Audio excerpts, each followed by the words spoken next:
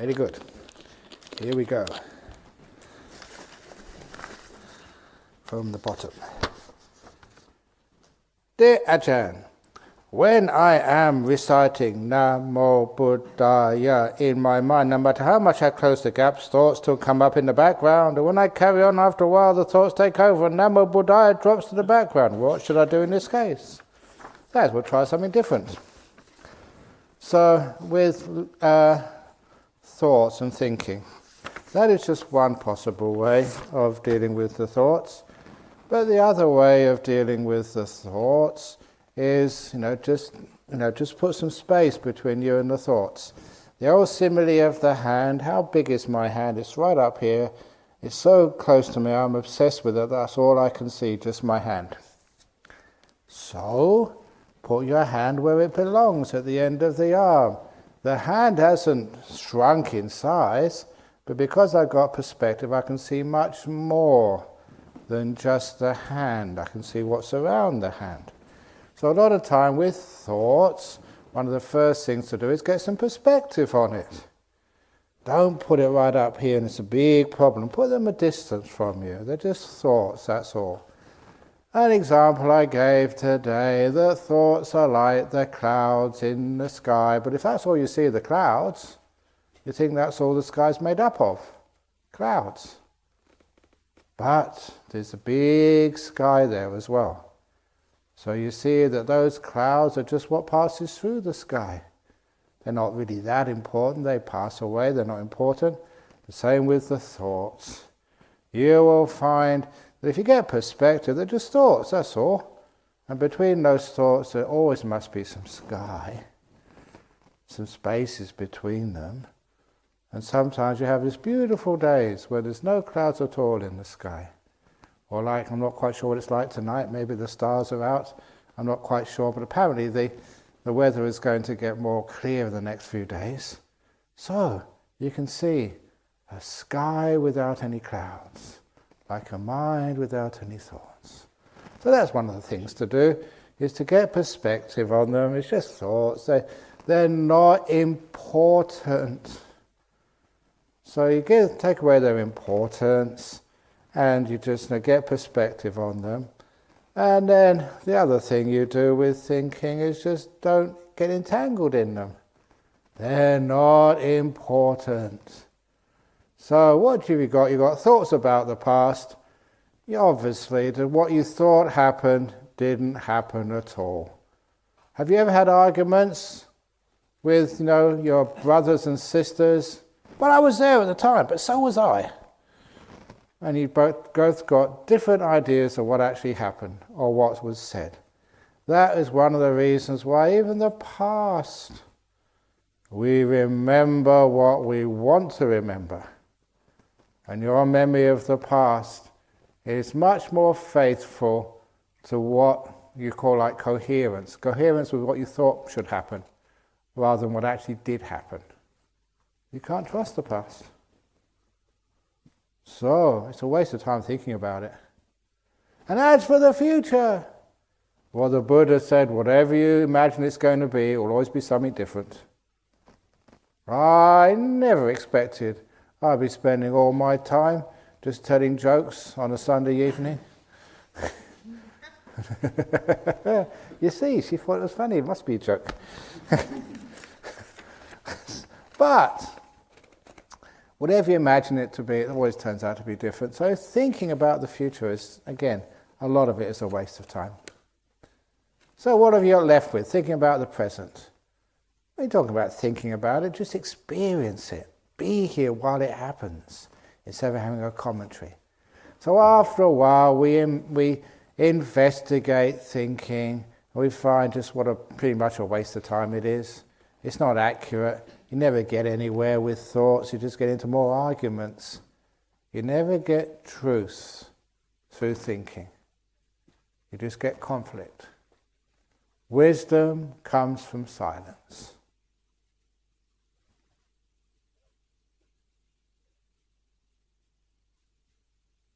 It's much better than giving a talk, isn't it? But anyway, I better do my job and answer the questions. But those are ways of overcoming thinking. And anyway, Whether you like it or not, after a while the thoughts just tend to get less and less and less, all by themselves. You don't abandon thinking, just it will pass, leave it alone, don't give it energy, don't give it importance, and you will soon find the thoughts vanish. When you have been really silent in your life, you've been very content, happy to be here, don't want to be anywhere else in the whole world, just this evening, sitting down comfortably listening to Ajahn Brahm say the same old things again and again and again. So, but I'm happy to do it. So, if you are content, you find you don't have any thoughts. Really deep contentment, deep happiness, means you don't need any thinking anymore. All thinking is a reaction to some form of suffering, unhappiness, discontent. That's why we think, to try and solve a problem. When there's no problems, there's no need to think. Woohoo! So it's going to happen anyway, you just get quiet all by yourself. So, but remember, when it is quiet, don't disturb the silence. Why do people talk? Many of you done really well being silent most of the time, and you find it's quite okay not to talk. And once you get the outside silent, then it tends to go in the inside. You don't need to talk to yourself anymore, which is what thinking is, talking to yourself, and after a while you don't need it anymore. You just be. Anyway, but there'll be much more about the thinking later on. It's one of the hindrances. I may come up with that later on, but it goes by itself after a while. I find that regardless of position, stretching, kindness, chair, cushion, my tailbone area will start to ache or hurt. So that's the tailbone area. So what can we do? Has anyone got any local anesthetic? That nurse, which I'm talking about in Thailand, we can just put that in there so you don't have any tailbone problem. Well, you try whatever you can do to get a few more cushions in there. I don't know what to do, but anyway, your tailbone area will start to ache or hurt. I don't know what you must have done before in your past life to get that sort of calm. Maybe you kicked a monk in the backside before, and now you've got to hurt all the time whenever you're meditating. I'm not quite sure what it is. But if you can't sort of solve the problem, leave it alone. You got an ache or a pain there, and you just... Actually, it's interesting here. Position, strategy, kindness, chair, cushion, etc. Tailbone and neck will start to ache or hurt. So what you do there is stop trying to get rid of it. Thank you. Many people have got aches and pains all over them. You've just got a little tailbone, that's all you've got. That's pretty good. So just be content that you've got sort of just a tailbone aching. Anyway, at what point does loving kindness continue in trying to resolve the problem? Or is it a case where I've done enough, I should just live with it? Yeah, exactly.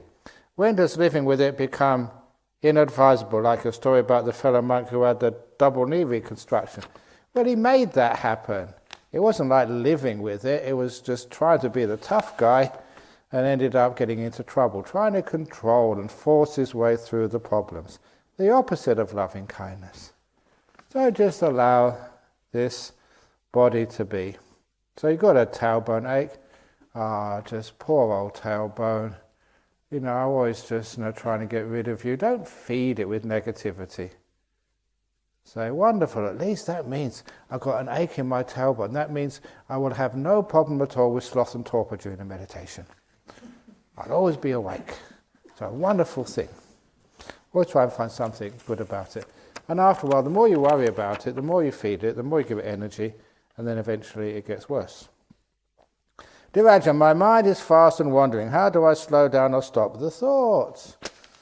If you try and slow down and stop the thoughts, they get worse. So, there was the old story of when I was in this forest monastery over in northeast of Thailand. Every morning during the cold season or the hot season, they would take the water buffalo out to graze. And They used a path right next to the monastery, and I saw this myself many times. Sometimes the water buffalo will get afraid, and when they did, they'd always lift up their head. That's always a sign that they were just spooked by something or other. Sometimes it was monks. We don't know why they were spooked by monks. We figured out maybe the colour, they didn't have good eyesight, maybe they thought it was a tiger or something. But in this particular case, the farmer was taking the water buffalo, just gently just going out there, and then the water buffalo spooked and lifted its head up, and the fellow had a string, like a cord, which was around the water buffalo's neck, and he tried to restrain the water buffalo to hold it back. And the farmer should have known better. Who is stronger, the water buffalo or the farmer? There was no contest. The water buffalo won. And he took the top of his finger off. And because it was outside a monastery, he saw this guy coming in. It just, blood everywhere and a little bone sticking out of his finger. It looked really gross. He just bandaged it up as possible, took him to the hospital. So, he got sort of sewn up and the antibiotics. So, the farmer just had this little bone sticking out of his finger. Really helpful to, scratch the ears and stuff like that. So it wasn't all sort of, just a loss. You always see advantages in everything. But anyway, that we use that so often. Look, who's stronger, your mind or your will? So stop it. Don't sort of run away. And you end up losing a finger, metaphorically. So your mind wants to wander away. Off you go. Have a nice time, mind. Because what happens when the water buffalo runs away, because it gets through, it only runs about 100 meters, a couple of 100 meters, and then it stops. And all you need to do is then gently walk after it, and then you just grab the rope and just lead it away when it's calmed down. That's how you use water buffalo. And the same with your mind. It wants to run away. Off you go. You can run away if you want to. And then eventually you can just bring it back. Ajahn Brahm story. When I was my sixth range retreat, it was the same monastery where I got to love the smell of bat poo. It's a nice cave there. It's absolutely idyllic monastery. Up in the mountains, so it was cool. And it was right in the middle of a tea plantation. And that was like heaven for Ajahn Brahm, born in England. Wherever you look, you see beautiful tea plantations everywhere. It was cool, much tea as I wanted. And even better, the people there, they weren't interested in learning Buddhism or meditation. All they wanted to do was to feed me and offer me tea. That suited me fine. And I asked, it was an abandoned monastery. No one was there. So where's everybody else? And they said, this is too quiet for most monks. I thought, wow, what a brilliant find, this monastery in the north of Thailand, up in the mountains. So this was just perfect. And so, a couple of weeks, just enjoying settling in there, another week or two, meditation really going well, and then another week and it started to fall apart. And another week, and I started almost, couldn't stop my mind from thinking. Started really getting restless. And the more I tried to stop my mind from thinking, the worse it got. And soon I started thinking all weird ideas. That old girlfriend, I was only about 29 at the time. I wonder if she's still available.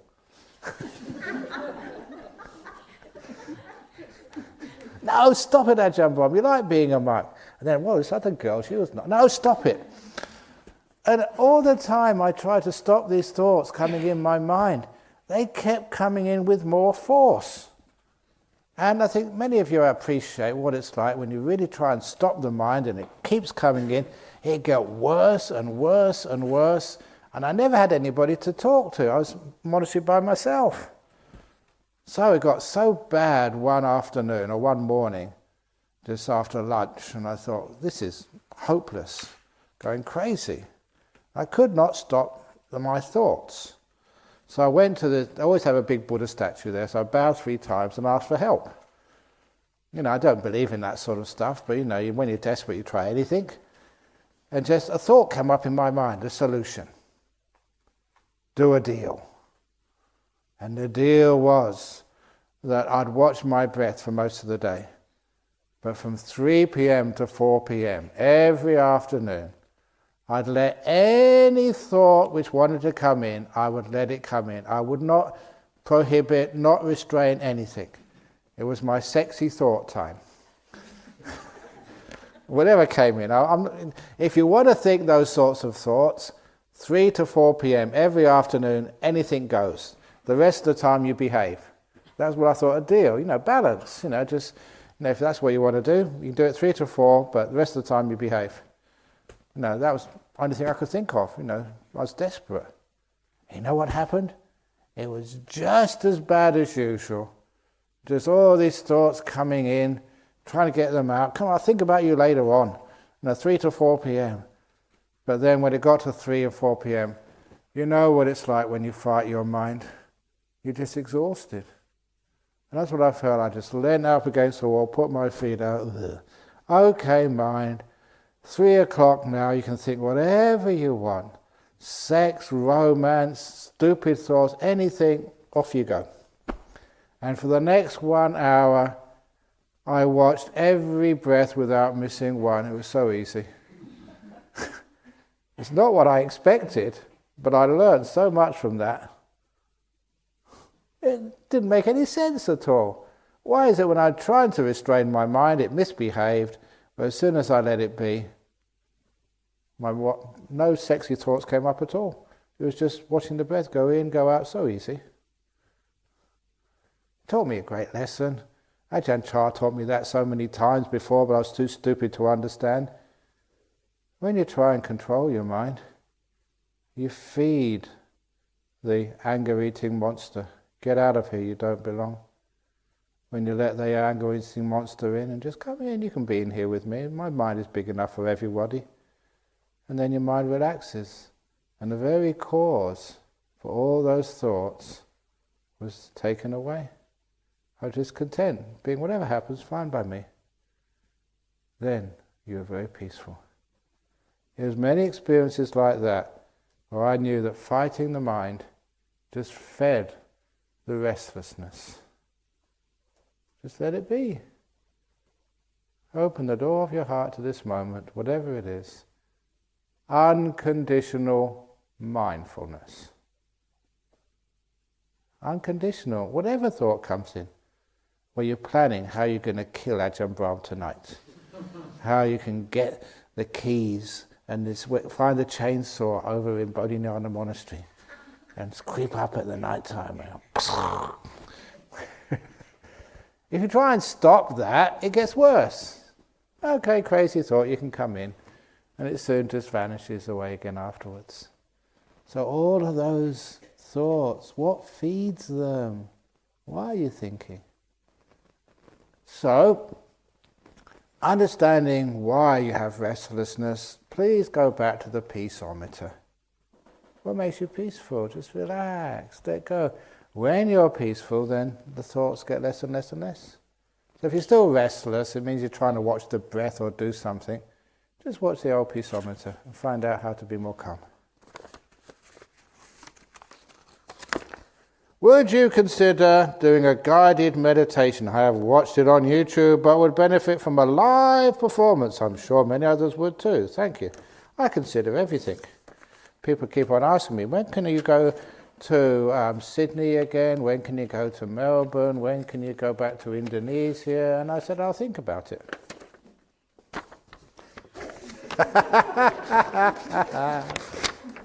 Because, you can't lie as a monk. You can't make if I make a promise, I have to keep it. And if I say no way, then you keep hassling me until I give in. So I say I'll think about it. And there's some invitations I've been thinking about for about 6 years now. So I'll think about it. Look, there's many of the guided meditations. You can share them. You can get them from someone and just do it yourself. Live performance? What do you mean live? Can you recommend a good way to deal with thoughts that come up during meditation? You already did that. What do? I observe the thoughts without engaging with them until they disappear on their own. Is this right? Yeah. Why not? The other way is, if you get too much thoughts, like have a lobotomy. That's to take part of your brain out.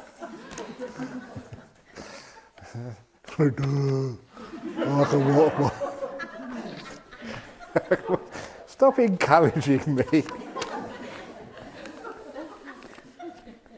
That doesn't really work, does it? So, after a while, you find out just to be peaceful.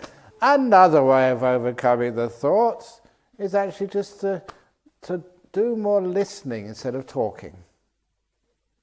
And I mean like listen with your ears when you go out and go for a walk. Because you can't really think and be listening at the same time. Really listen, deep listen. The other thing, feel in your body. You scratch your ear, feel it. You move your legs, feel it. You go out and don't wear socks in this place. It's not that cold. So when you go back to your room, you can feel the sensations of your feet on the concrete or on the bamboo in your room. You feel it. You really get sensitive. Because physical feelings they're so interesting and incredible, and you can't really give them names. An example of that, can you feel the pressure of your butt against a cushion or chair right now? Describe that to me. It's called butt feeling, but what does that mean? You haven't got vocabulary for many things. When you haven't got vocabulary, you can't really think about it. You need the sort of the names before you can start thinking. So that tends to stop your thinking. You just feel. You get used to feeling things, hearing things, tasting things without giving things names. I used to, one of my hobbies when I was young was astronomy. So I started learning the names of all the constellations and the stars and stuff. And so, when I was at university, I remember, being a member of the Astronomical Society and just all these wonderful lectures. But then I found I could go outside at night and I could never see the stars. All I could see was the names. And I realized at the time that was just missing out so much. It took me years to deliberately forget what those stars were called.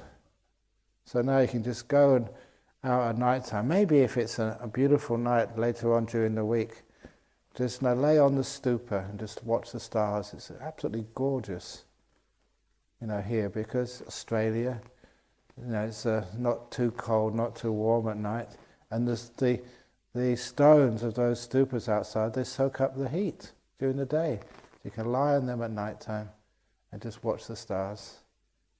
But don't give them names, don't figure out their meaning. That's more thinking.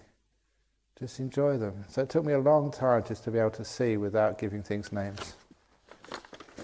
So that's another way of being silent. Allow the beauty of nature, about the feelings being here, to actually overcome the obsession with giving things name or working out what it means. Dear Ajahn Brahm, once when I was meditating, I had a vision of myself in about 6 different stages. First as a baby, then gradually growing up, and the last stage was exactly how I am now, smiling and looking at me. I felt very happy after that sitting. Does this mean anything, or is it just the mind playing tricks? Thank you, much metta. All it meant, the meaning of that, was that when you were meditating, you saw yourself as a baby and then growing up, and exactly as you are now. No real meaning, but good fun. Why does everything have to have a meaning? Can't you just enjoy it without trying to think what it means? Sometimes you wonder just why is it we always want to figure things out? It just makes us more and more and more tired and exhausted. Experience it, enjoy it, and let it figure itself out. When you see bright lights during your meditation, I say, thank you, mind, it's good enough. Is that method all right? It's good enough to me. You see bright lights during your meditation. And many people listening to that and saying, oh, why can't I do that? I'm a nun, I'm a monk, I wish I could do that. Unfair. These people, they just come in just for 9-day retreats and they get all this good stuff. It's great. Why do you want more? When you want something more, you can't enjoy what you already have. It's incredible, isn't it? Just why do people keep wanting more? It always means you have to work and struggle and strive. So, you see a bright light? Amazing, enjoy it. So is it good enough? Of course it's good enough. So, as we just chanted, this is what should be done by one who is skilled in goodness. ... I won't do the nun joke this evening. That let you be contented and easily satisfied, not proud and demanding in nature. Contented. Oh, I've seen a beautiful light. Wonderful. Oh, that's good enough for me. And you're contented and satisfied, not demanding anything more. Oh, this is good enough.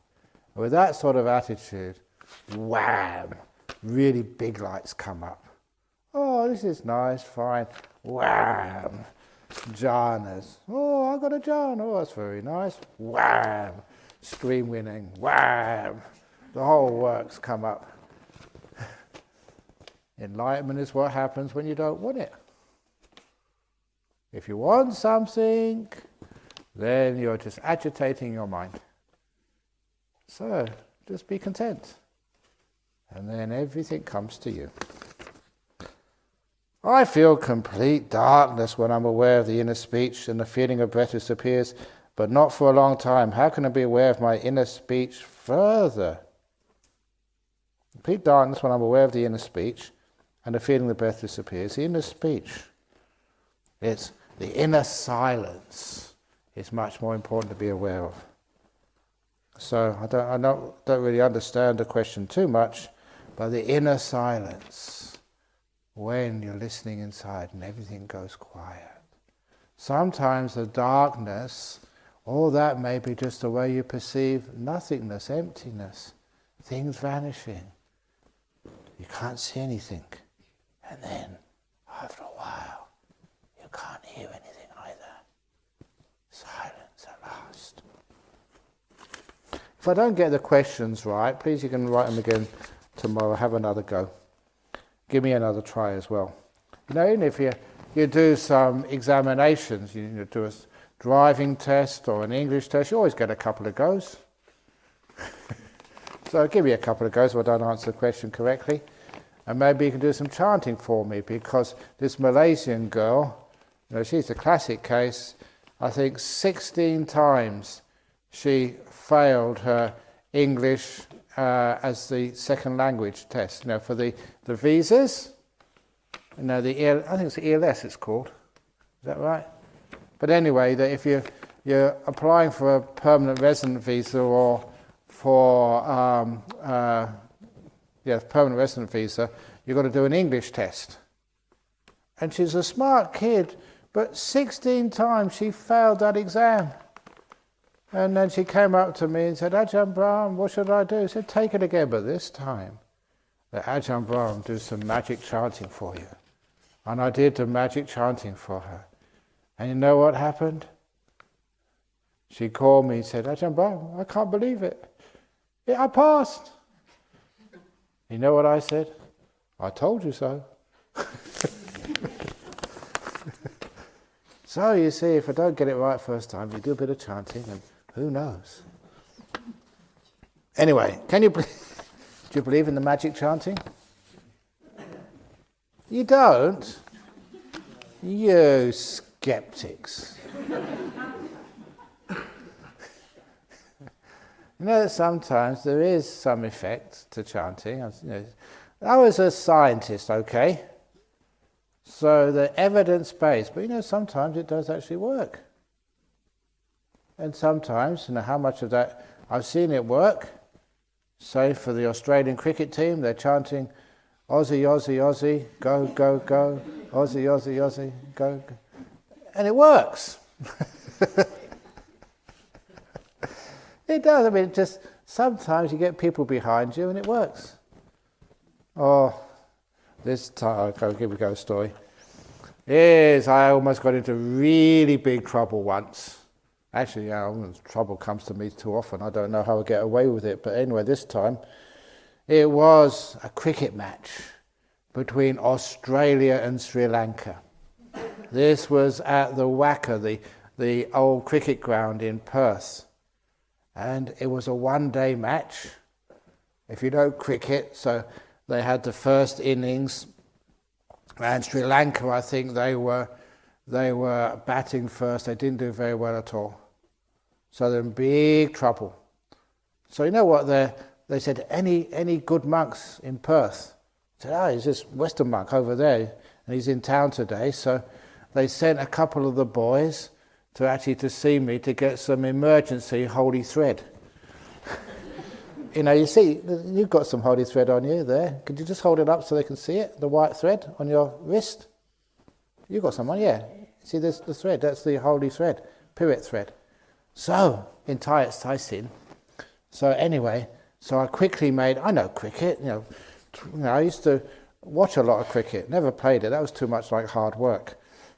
But anyway, so I made 12 pieces of holy thread.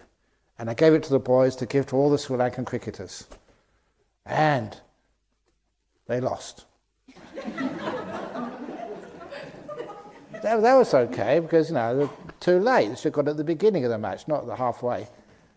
But that was only the practice for the World Cup cricket tournament. And every Sri Lankan knows what happened, because they had a final between Sri Lanka and Australia.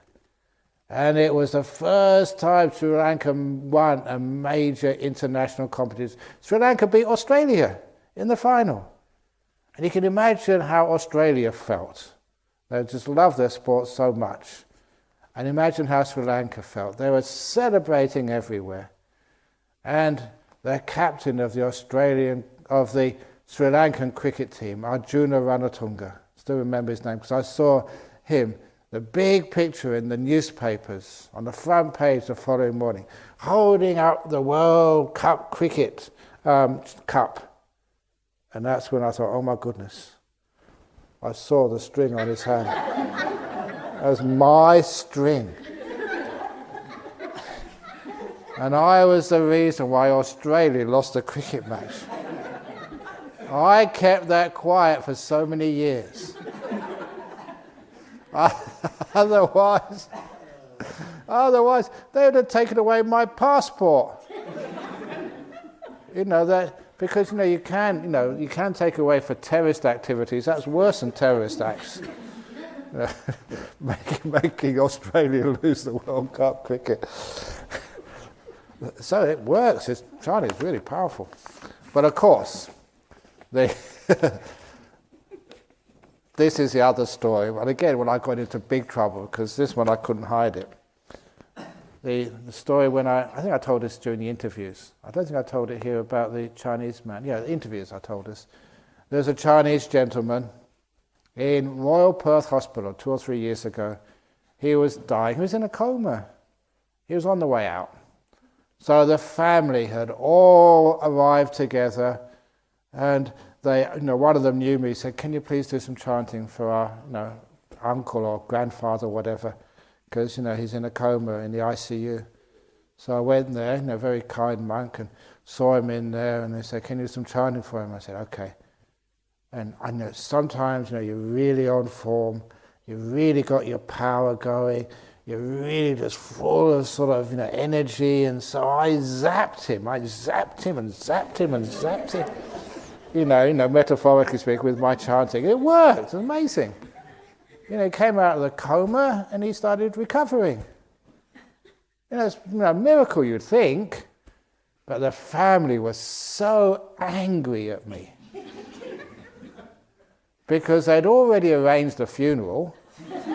They'd taken time off work and business, coming over from Singapore and Hong Kong, I don't know where else from, for his last few days of life.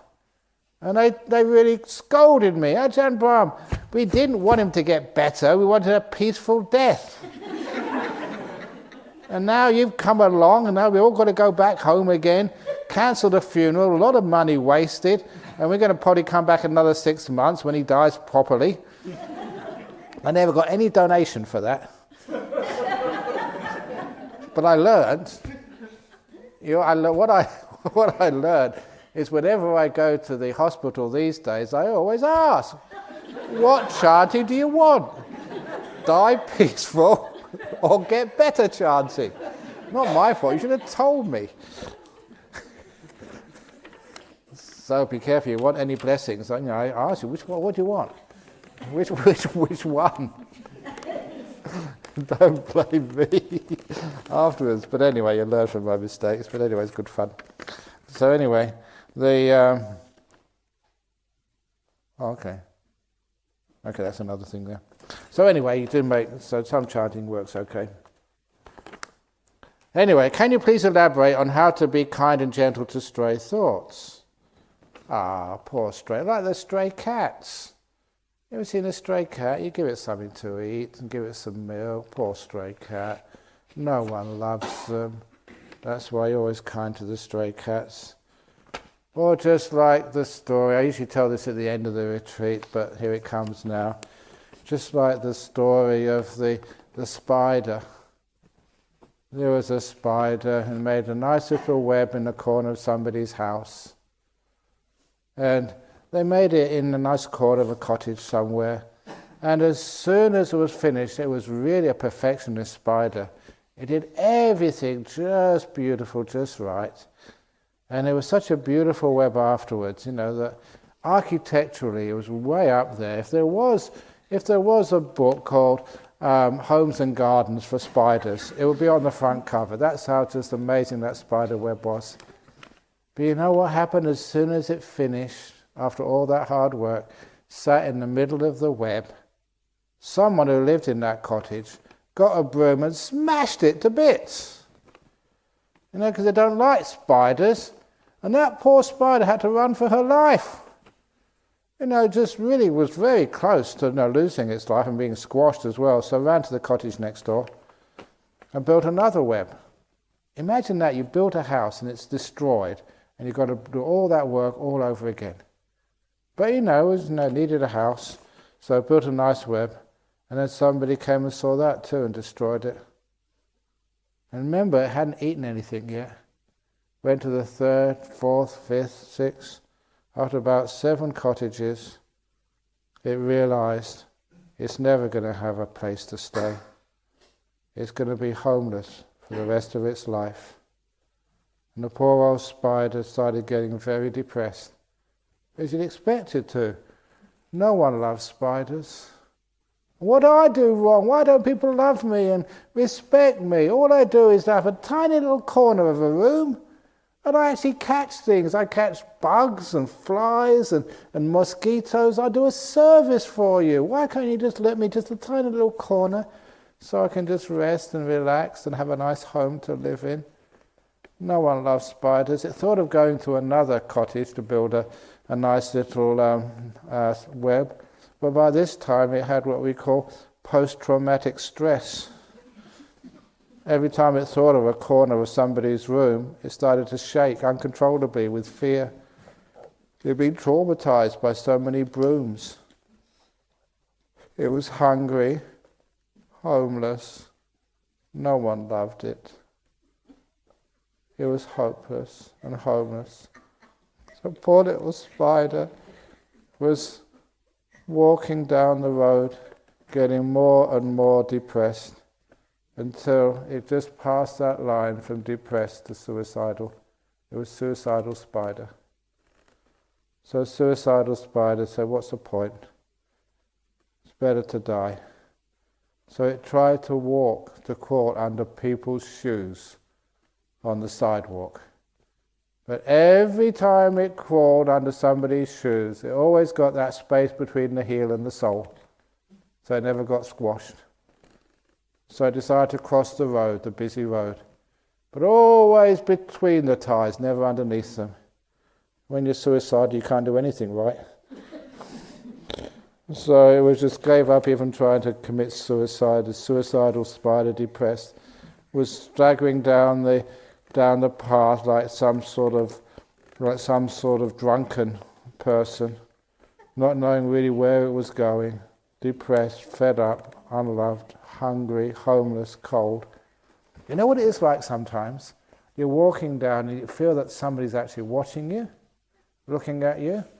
And that's what it felt, that something was actually staring at it. So it turned around, and there was the fattest, jolliest spider you've ever seen, just looking at it. And the fat, jolly spider said, "What's wrong with you?" "Oh, I'm so unloved and hungry." And the suicidal spider told the short story of its really painful life.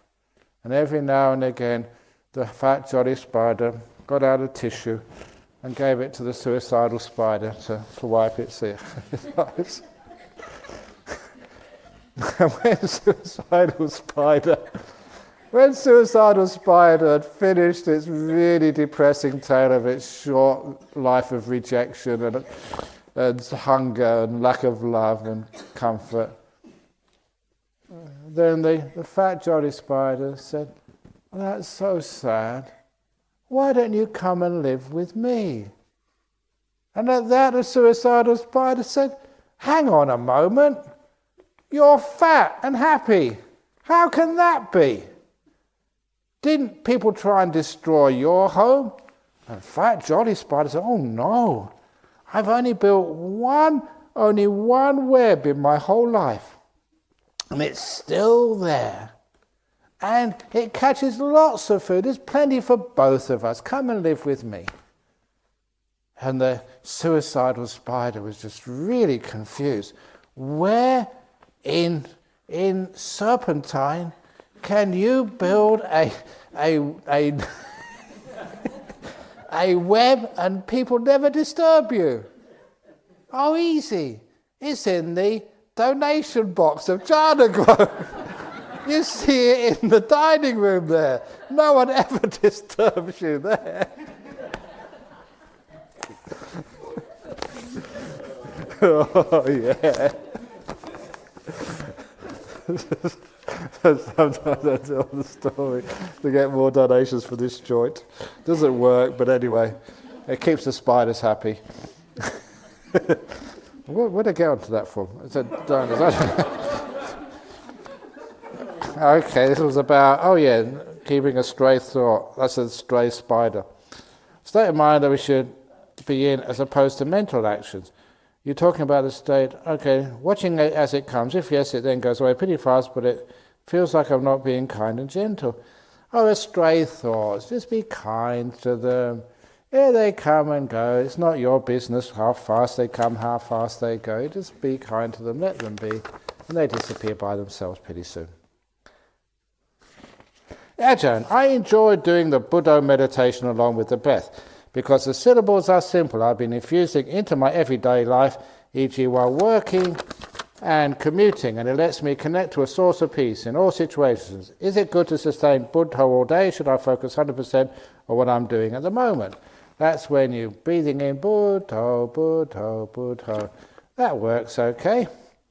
Except you have to be careful, because there was an old monk, Ajahn Brahm, told me this story a long time ago. He lived in Putok Monastery, that was in the far northeast, about the monk who was walking through the jungles of Thailand. I don't think I've told this story for a long time. You're walking through the jungles of Thailand, and if you're just on this wandering, they called it tudong in those days, that you'd always go to the village to check in with the headman of the village, and then he would, so that they could expect you the following morning for alms food. So, check in, I'm a wandering monk, and they'd also tell you a nice place where you can, bathe and put your mosquito net umbrella for the night. And so he checked in with the headman, as he usually did, and the headman said, "Oh, look, it's better you stay with us in the village tonight, because there's a tiger around the village, and the tiger has already, killed, quite a few water buffalo and even some children as well. So you better be very careful. Now that the monk said, I am not afraid of tigers. I'm a forest monk. I want to face a tiger. I'm not afraid. And so this was the monk who was not afraid of tigers. So the headman, are you sure? He said, yeah. So he took them about a kilometre outside of the village where the tiger trail, you could see the tiger trail, crossed the main path. So this is where the tiger comes. Right, this is where I'm going to put my mosquito net. And made a little table for him like a bench. This is where I'm going to be here tonight, and I'm going to face the tiger. I'm not afraid of tigers or death. So he sat there, waiting for the tiger. And as the sun went down and the forest went dark, you can hear all the sounds of the animals at night time. And he sat so peaceful, so quiet. And he was also doing Buddha with the breath. Buddha. And he was going for about an hour, just really calm and peaceful. And that's when he heard a sound of an animal coming along the path. Buddha, Buddha, Buddha. As it went faster. And then as it came closer, obviously a big animal, Buddha, Buddha, Buddha, Buddha, Buddha, Buddha. And as it came even closer, he opened his eyes, and it was this huge tiger. And the next thing he knew, he was outside of his mosquito net, running towards the village. Not Buddha, tiger, tiger, tiger, tiger. Now, there is a reason why monks are not allowed to run. And the reason is, these robes are just folded together. We don't have zips and buttons or Velcro. So as he was running towards the village, tiger, tiger, tiger, no Buddha, Buddha, tiger, tiger, tiger. One by one, he was leaving his robes in his wake. And by the time he got into the village, there was no robes left. And this naked monk, and of course, because shouting out, tiger, tiger, everybody woke up and they looked through their windows and they saw the monk who wasn't afraid of tigers. Running through the stark naked, bare awareness, we called it.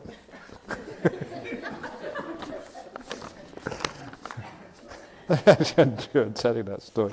Just laughing all over his face when he's doing that. So, yeah, Buddha is okay.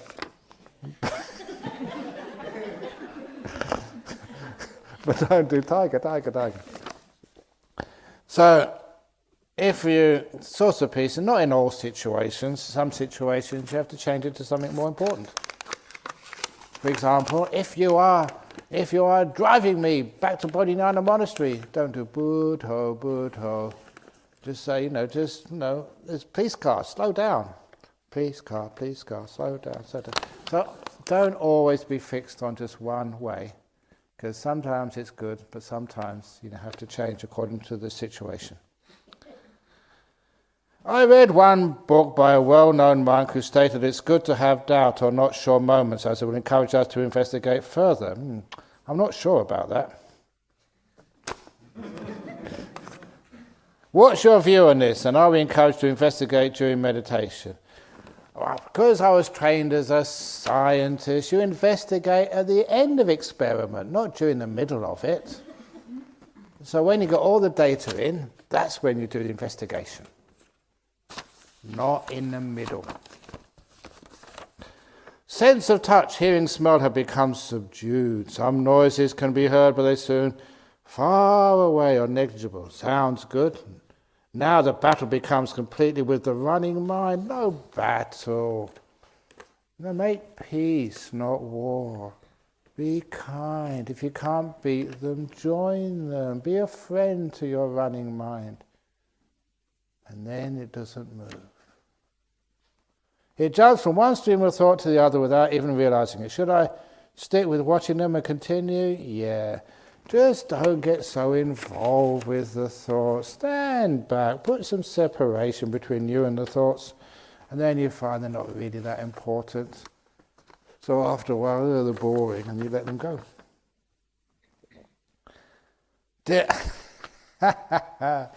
Oh, sometimes we should always have a prize, a teddy bear for the best question. And this is the best one so far. My husband says his meditation can be so deep that he snores. Is that true? Nice one, husband. Go, Mayan. Let's go, Mayan. If you snore, you're asleep. Are there steps we should take when ending our meditation? Just do it calmly. Don't go too fast. Just relax and just allow the mind to come out of meditation. So sometimes you may have heard me doing my guided meditations. I just give, warning, and we're coming close to the end of meditation now. Just how do you feel? How's your body? Relaxed? How's your mind? And what happened? Just like a debriefing. So that's the time I say when you investigate the end of a meditation. And one of the reasons for that, because I was meditating when I was a student, but then it came to a point when my time I spent in meditation got less and less and less. And I remember just having a cup of coffee somewhere in the world, I still can't recall where. There was a French guy I was having a cup of coffee with, and I said, I used to meditate a lot. No, not so much these days. And he said, why not? And I said, well, it just get a bit boring. He said, listen, at the end of your meditation, just ask yourself, what's the difference between when you started and at the end? And then I started doing that, and I realized there was a huge difference, because I thought I wasn't getting very far. But then when I looked, compared at the end of every meditation, what I felt like at the beginning compared to what I felt like at the end, there was always huge improvement. And that sort of motivated me to continue on and take it even deeper. Because I thought, I'm not getting anywhere. You are getting huge places. But I never really took time to look and to feel and to understand that even your so-called bad meditations are so much better than not meditating at all. If noise can be a disturbance, why don't we all wear earplugs during meditation? Actually, I do have earplugs, and I use them on the aircraft, so I can meditate. But if you want earplugs, get the high-tech earplugs, not just pieces of foam you stuff in your ears, because you don't hear anything, but they're really uncomfortable after 10 minutes. So what you have, you get them from audiologists, and a monk told me about this, and it was wonderful because they squeeze this silicone stuff in your ear hole, and then they wait for it to set, and they've got like a mold, and they send them off to somewhere, and they give you earplugs which totally fit your holes, the cavities. And once I picked them up afterwards, that this was in Subiaco, an audiologist there, they said, okay, now, because they knew I wasn't working in the mines, which is mostly miners get that, they said, now, you won't be woken up by your wife. I'm a monk, I don't have a wife. That's what they said to me. But then, the first time I tried them on the aircraft, put them in there because I wanted to have a nice meditate, and I sat down there, and you know what happened? I fell asleep. I fell fast asleep. I was supposed to be meditating, but it was so quiet. I was obviously tired. And then when I woke up, because I'd been asleep, I need to go to the toilet. So I went to the toilet, and my thought was, this aircraft is so quiet. And I realized I'd still have my earplugs in. They really worked. So, that's I travel around a lot. That's, I can get a good night's sleep in an aircraft. It makes it so much better. But it's also used for meditating as well, because sometimes you go to really noisy places, so you put the earplugs in, and you can't feel them. and then you have a really nice meditate in noisy places. You don't really need it here, because it's not that noisy. But some of the places you go are really, really noisy, and you can meditate any place, any time. It's great. So yeah, if you get earplugs, get they're only about $90 or something when I got them, and they're such good value for money. Audiologists, the modern earplugs, they're really worth it. Some people need reminded this is a meditation hall. Sometimes like you walked into a retirement home with all the groaning and noises. I think one person woke up from the middle of a dream or nightmare this afternoon with a loud groan before they got up and left. Yes, we try to be compassionate to them, but can we please have some common sense and consideration in return? They're trying their best.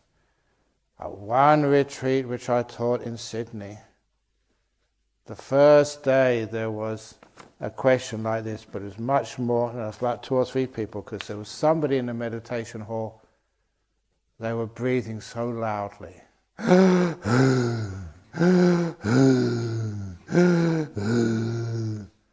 And so the questions were, can you please ask people to breathe quietly? And that's when I told them that gentleman has got this huge tumour in his upper nose. He's got nasal cancer. And he checked in with me when he first came here to say that doctors have given up hope on him. He's only got a few weeks to live. And he just tried meditation. He wasn't a Buddhist. Just tried meditation as the last throw of the dice, he said. When I announced that to people, no one complained after that. They were just so compassionate to him. He was trying his best, but he couldn't do anything more about that. That he was, dying. And so for 9 days, it never disturbed anybody when they realized, his situation. So people who are groaning or whatever, they're trying their best. So, give them a bit of a break. If it's because, they've fallen asleep, whoever that was, if you really want to fall asleep, that's what beds are for. And they're really comfortable beds. We spent a lot of money and a lot of things choosing the beds, getting nice blankets for you. It's really nice and comfortable. So please, out of compassion for all the people who donated the beds, please use them a lot. So if you need to sleep, it's best to sleep in the bed. But, sometimes you make mistakes or something. You come here and you fall asleep here. Like I said, I fell asleep on the aircraft. Sometimes you don't get it right. So give them a break. But this one person who's breathing so loudly, at the end of the retreat, I'll always remember this. I was getting into my car. Not my car, but the car which was driving me back to the airport to come back to Perth. And he was running after me and said, I've got to tell you, something strange happened. What happened? He said, I was meditating. It's always the last meditation these things happen. I don't know why. It's because people give up. They tried 6 or 7, 8, 9 days, don't get anywhere, so what's the point? They give up, and that's usually when things happen. He said, I heard a popping sound in my nose, and I could breathe through my nose. But it only lasted 1 minute, and then it closed up again. He said, that was weird. And I had this tumour for weeks, for months in there. And now it's obviously not imagination, not a CT scan, but you could actually feel the air go through after hearing the popping sound. And I thought, wow, amazing. But, I was pretty sort of negative. I thought, you left it too late. Just if you'd have come and meditated maybe 3 months earlier, maybe something might have happened. So I said, well done, carry on, see what happens. And, of course, the reason I tell that story is about 6 months later, or a year later, I was in Sydney, and this guy came up to me and said, do you remember me? Don't do that to me, because I have to be honest, I got my precepts, and I'll say, no, who the heck are you? That offends you. But, I got a choice between being nice to you and lying, or being truthful and hurting your feelings. And so, no, who the heck are you? He said, I was that guy. Carried on meditating, and the tumour vanished totally away. He said, now I'm spending the rest of my days just teaching other people the meditation you taught me. It's wonderful, isn't it, that sometimes that happens. But the reason I tell that story was because he was making a noise. He needed it, the best he could do. So have a compassionate heart. Whoever's doing that, they're trying their very best. So just let it be. And, get some earplugs. But the best one is compassion plugs. And the compassion plugs they're trying their best. And then you don't disturb the sound. Or like one of the monks, I always thought it was Venerable Bodhidharma. Says no, it was somebody else. I don't know actually who it is now, but their brother was visiting from Europe, and their brother, the place was full up. There was no place for him to stay, the brother, but it's his brother. So he had to find some place he could stay, and so the monk said, we can stay with me in the same room. Now the monks' huts are very small, much smaller than the room which you're staying in, and this is, and it was only 2.4 by 3, standard size for the monks. And so it was really small in there. He said, well, when we grew up together, this is my brother. It's only for one night, so okay, you can stay in the same room. But I said, look at your age. I'm sure either you will snore or your brother will snore. He said, no, I've worked it all out. I will go to sleep first, so I'll be unconscious when my brother starts snoring. That was his plan. Or just like the story of this man in Singapore, that he wanted to find a nice place to stay overnight, and because there was some functions, I think Formula 1 or whatever it was, there was no hotel rooms anywhere to be found. So, he went hotel to hotel, and there's one cheap hotel. They said, well, we haven't got an empty room, but we've got a double room, and the fellow already in there doesn't mind sharing. On the second bed, the two singles. But he said, the reason this bed is still available is no one can stand this guy's snoring. He snores like an elephant, and no one's ever been able to get a good night's sleep. He said, doesn't worry, I'll be able to handle that. So the gentleman, the occupant already in there didn't mind, this other guy sleeping in the next bed. So the following morning, the new gentleman just checked out, and the manager said, did you manage to get any sleep last night? Because no one has ever been able to sleep, with this guy snoring so much. He said, no problem at all. I slept like a log. How do you do that? He said. Oh, so easy. My strategy was, once I was in my pajamas, before I got into bed, I went over to the other gentleman, gave him a big kiss on the cheek, and he stayed awake all night while I slept.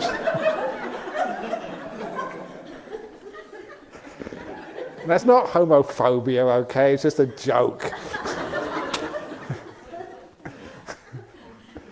If you know Singapore, you know how that would work. But anyway, so this was the brother, so he couldn't do that. So what he did, he thought he'd go to bed first and get to sleep first, but it didn't work as he planned. His brother started sleeping before the monk. And as soon as his brother fell asleep, just really loud snoring, just as I predicted. So I'm like, oh my goodness, how am I going to get to sleep tonight? So he's listening to his brother just snoring really loudly. And so he remembered about, the story about it's not the sound disturbs you, it's you disturb the sound. That's what Ajahn Chah used to teach. So what does this mean?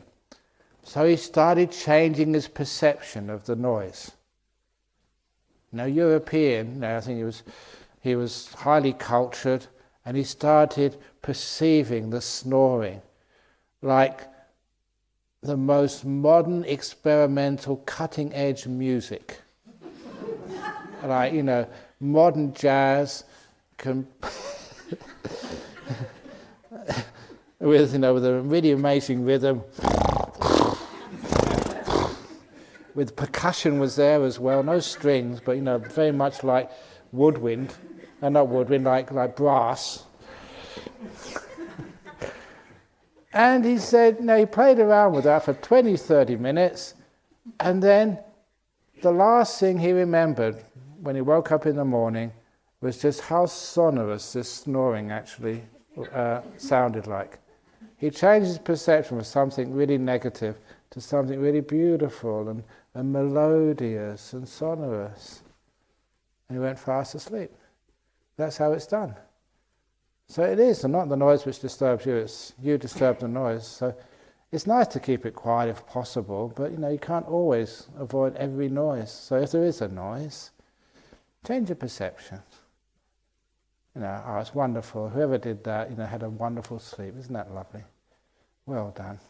Or that fellow got sinus cancer. He's giving it a try. We're right behind you. Actually, not right behind you, the other side of the hall. But, metaphorically, we just hope you just get better. I have heard that Thai forest monks have attained enlightenment while doing walking meditation. Can walking meditation give samadhi more than sitting meditation? Your thoughts? Look, there's all sorts of rumours and gossip. I have heard many strange tales. Most of them are gomayang.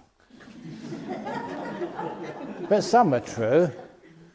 But look, if you do start to get peaceful while you're doing walking meditation, then walking just by its whole nature is actually quite disturbing. So stop and sit down and close your eyes.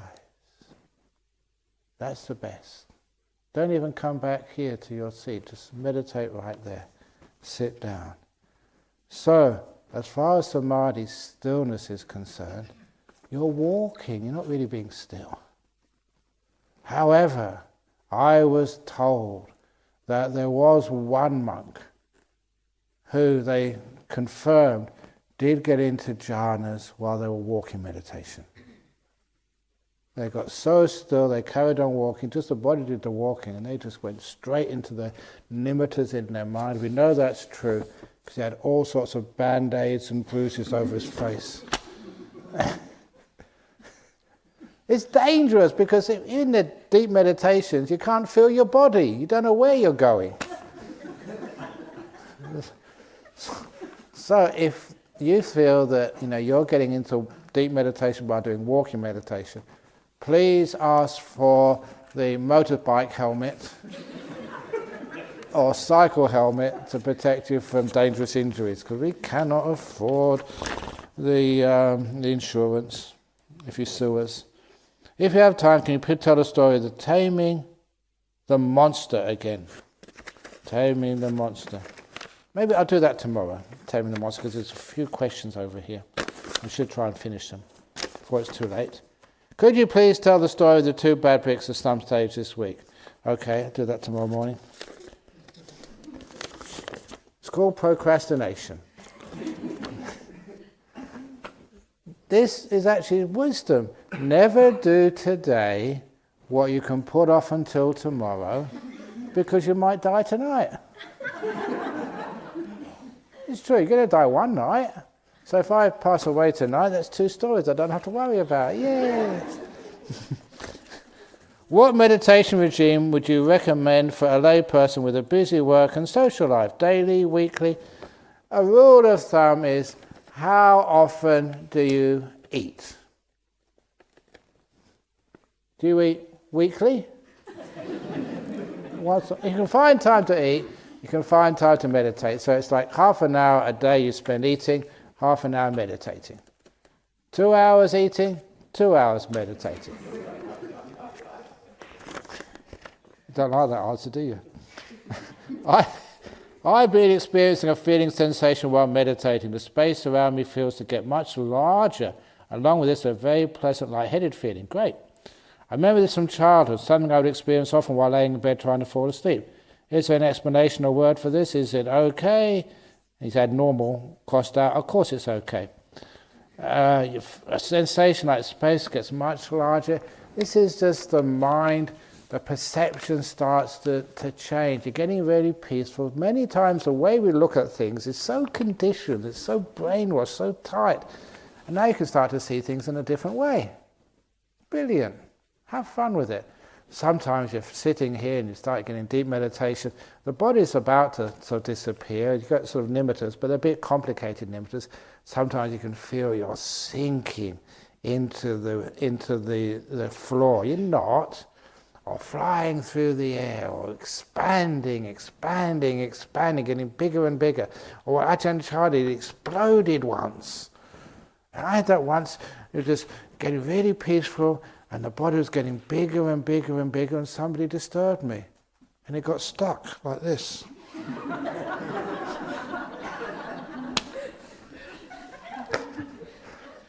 That's my excuse. It's just a meditation problem. So please, if you feel like space is getting larger, please stop.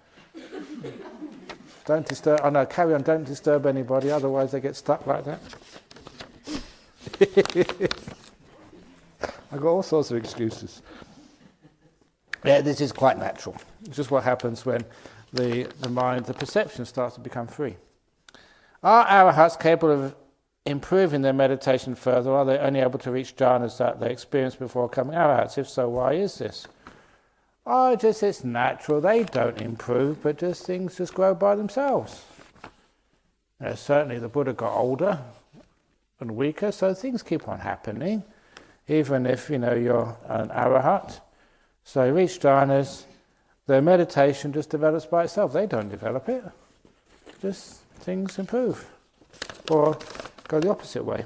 In other words, your body starts to fall apart. I achieve stillness in my breath, but it gets disturbed by thoughts, and my breath becomes a bit big and ragged. Is this normal? Everything is normal. Now, it's wonderful if something wasn't normal. That'd be very interesting. I get very bored as a teacher because it's all normal stuff. Heard it before. How do I hold on to the stillness so I can disappear? Okay. How you hold on to the stillness is be in the present moment. No future, no past.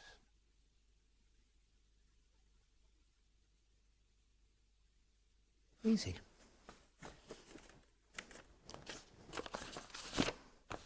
Can you briefly explain the 4 foundations of mindfulness, how to use in meditation practice? No, I can't briefly. It's too complicated. I'll give a whole talk about it later on. The last question.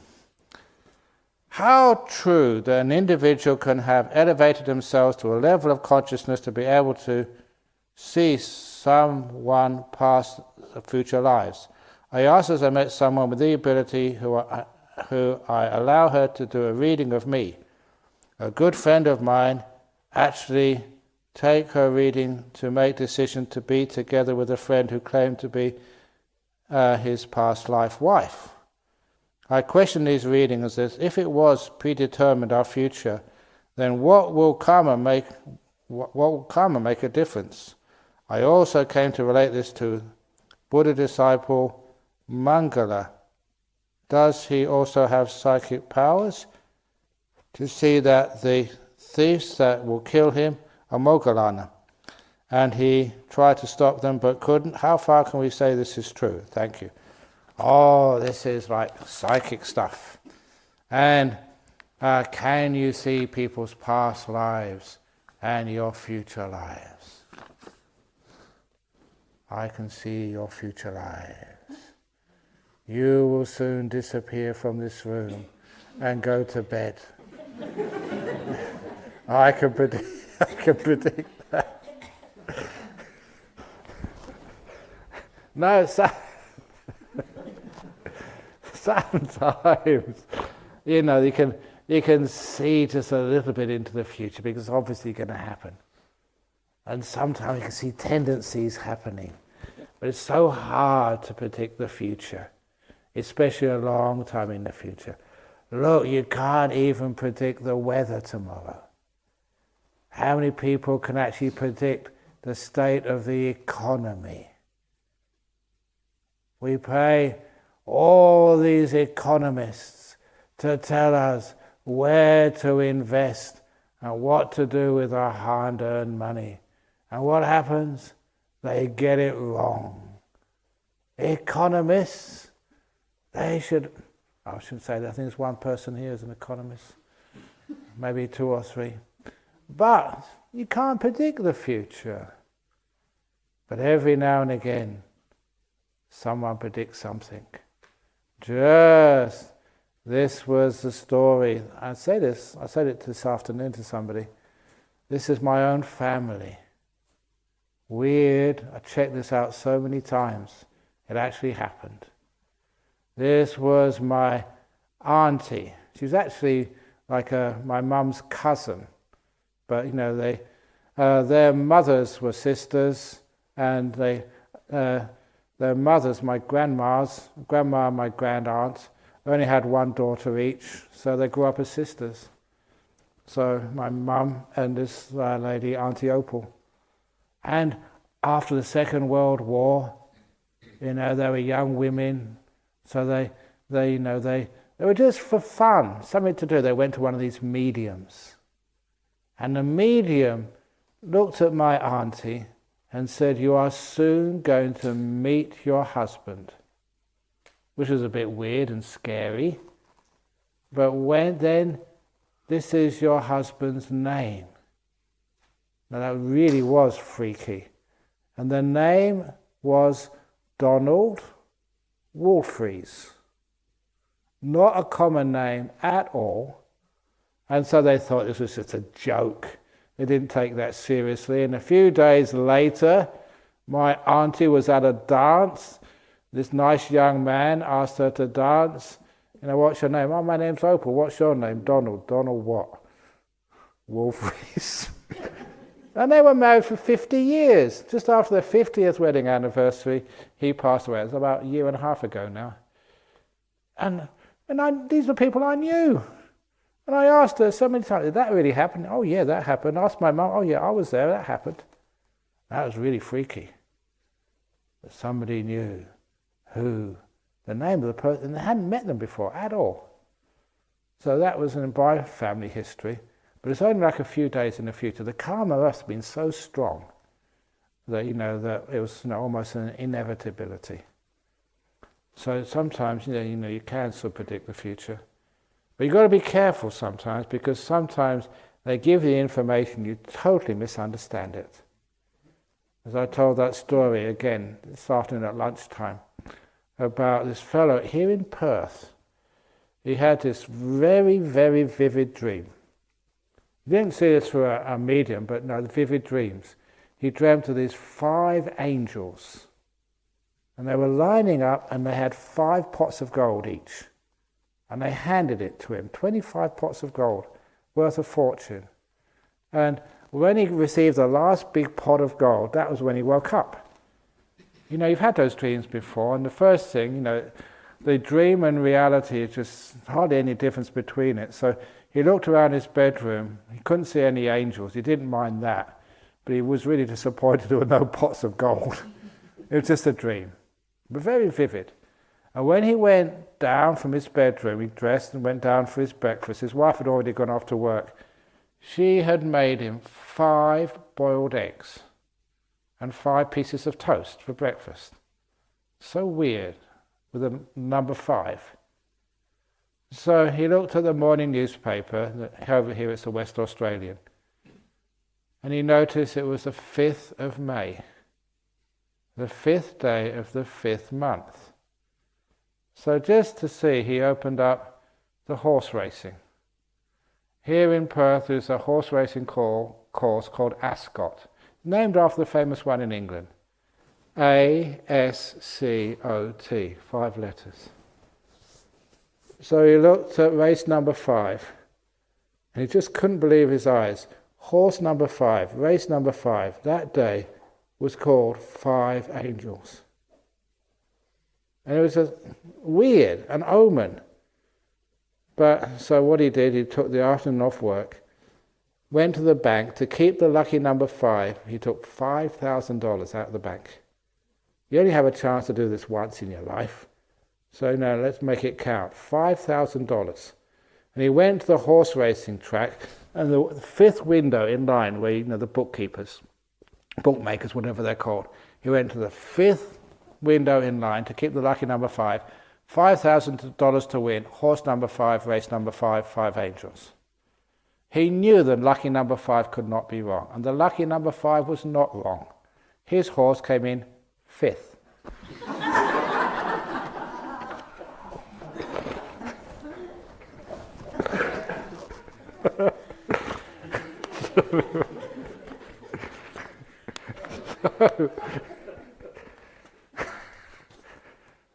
So sometimes, you just get it wrong.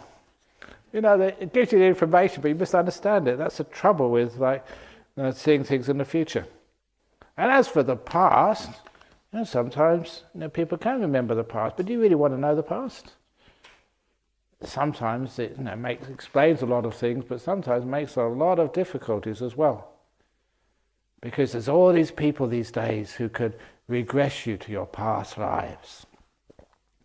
So through hypnotism, and you find out who you were before and why you're here right now. And that can be fascinating sometimes, but also cause a lot of problems as well.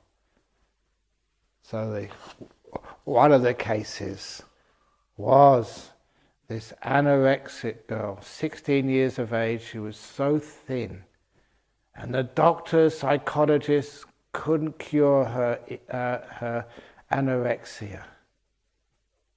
You know that sometimes I looked up what is the definition of anorexia, because people talk about it, and as soon as I looked at that definition, it was one of the definitions that you look in the mirror and you think you're fat. And I realized that's me.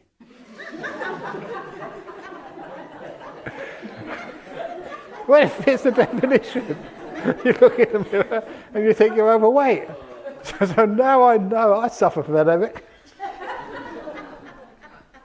But this was real anorexia, just really thin and dying. So the mother took her to see this hypnotherapist.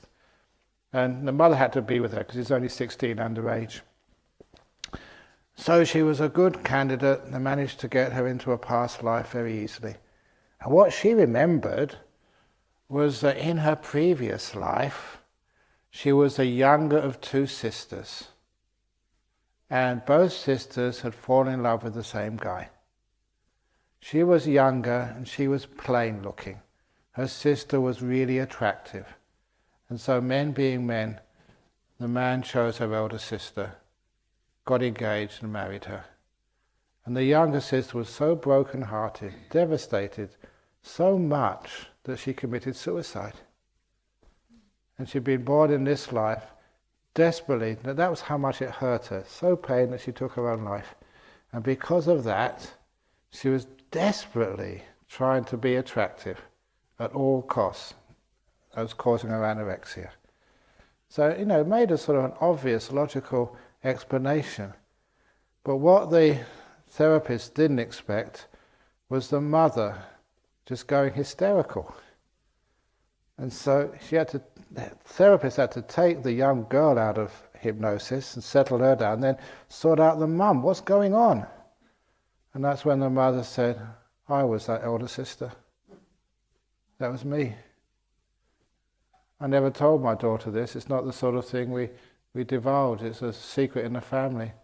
Before she was born, I had a younger sister who committed suicide because she also fell in love with my husband. She couldn't marry him, I did. And now she's been reborn as my daughter. Couldn't be with that guy, as his wife, so came as a daughter. Weird, isn't it? But very understandable. So do you want to know who you were in a past life? Sometimes it explains many things. Sometimes it's best you don't know. One life may be enough suffering. 2, 3, who knows? But anyway, I predict your next life will be waking up tomorrow morning, if not for the morning chanting, at least for the morning breakfast. Sadhu, sadhu, sadhu.